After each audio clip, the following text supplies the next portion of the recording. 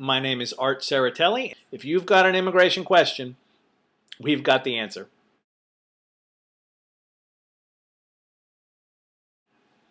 Today's video is part 2 of 2 in a series regarding entrepreneurship. The first of this two-part series was a video called Own a Business, Just Don't Work There. The topic covered in that video had to do with getting work authorization for your own business. It's okay to start a business and own a business as a student, but you can't work there. You cannot work there unless you have work authorization to work in your own business. Likewise, if you're working for a company on an E visa or an H-1B or an L-1, and you start your own business and you own the business, that's fine. That's fine. But you can't work there unless you have work authorization to do it.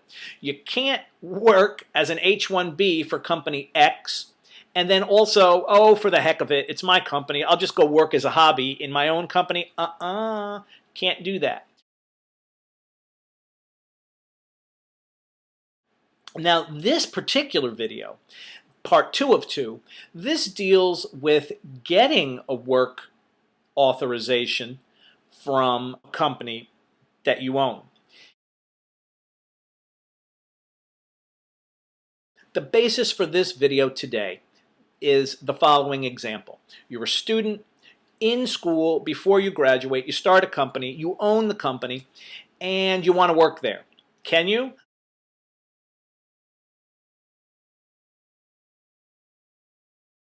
You've got to ask your international student advisor if you can work on CPT in your own business. But whether you can or can't, you can still own the business. Just don't work there if you don't have CPT. But then you graduate and you're now self-employed under the OPT rules.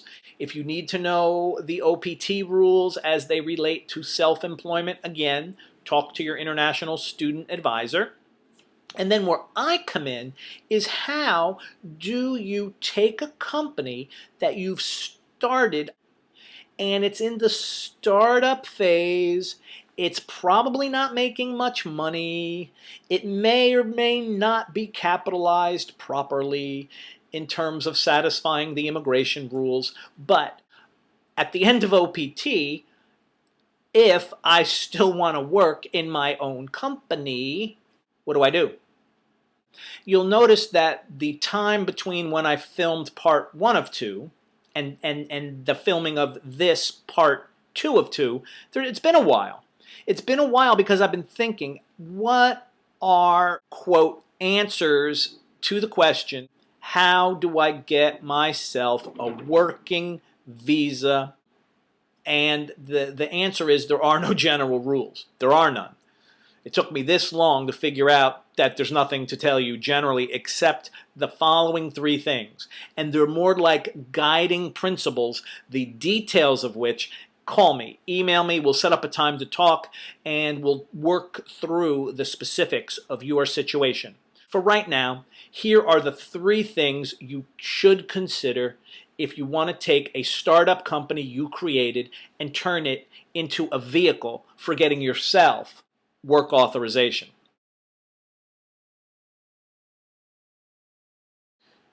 Number 1, immigration wants to make sure that if they grant a work visa to anyone, to give that person permission to work in a particular company, they want to make sure that the company is financially strong. It has to be on strong financial footing. How do you do that when you are in a startup?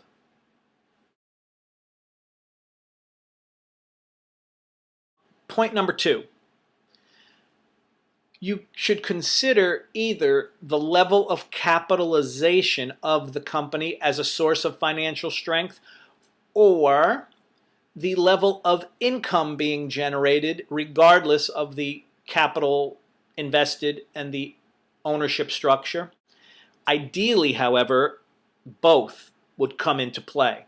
The government loves a company that's properly capitalized in terms of what they seek in an application, and a company that's either on its way to becoming profitable or is profitable through its own operations, or has, again, capital to draw upon to cover any losses in the short term. So, again, what do you do to satisfy the government's requirements of financial stability? In a startup, the challenge is to get a company that is, quote, financially strong within the period of startup and during the 1 year of OPT. You may have more than 1 year if you're a STEM graduate. You might have 29 months of OPT. But even then, is 29 months that much time? No. So, you can do a few things. One thing, you can basically try to find venture capital funding. If your company has enough venture capital already invested, or a written promise of future investments according to predetermined milestones, then we can present the case either as an H-1B or as an E, depending upon the details. Again, ownership concerns, the number of employees, but essentially we can present the case as a company with a budget, and the budget that projects 3 years into the future, the costs of operation will be funded by the venture capital. It's almost like a nonprofit, if you want to be frank about it. If you've got the money in the bank, then you get a 3-year H-1B, or you get a 5-year E, perhaps, if you're the owner. Another thing you can do is affiliate your company with a larger company. Perhaps you can be in a joint venture with a larger company, and perhaps the joint venture sponsors you as the legal entity. Who's sponsoring you? Your own company? No. The other company? No. And that other company, again, is the big company? No. The joint venture that's created by your small company with the bigger company, the joint venture sponsors you. A third possibility could be actual changes to the corporate structure. Perhaps you start out as a self-owned LLC. Maybe you have a few partners in there with you as members of the LLC. But if you don't have funding, and if your income is anemic, then you perhaps can be purchased. Again, the details we could work out, but if you become a subsidiary of a larger company, that might work.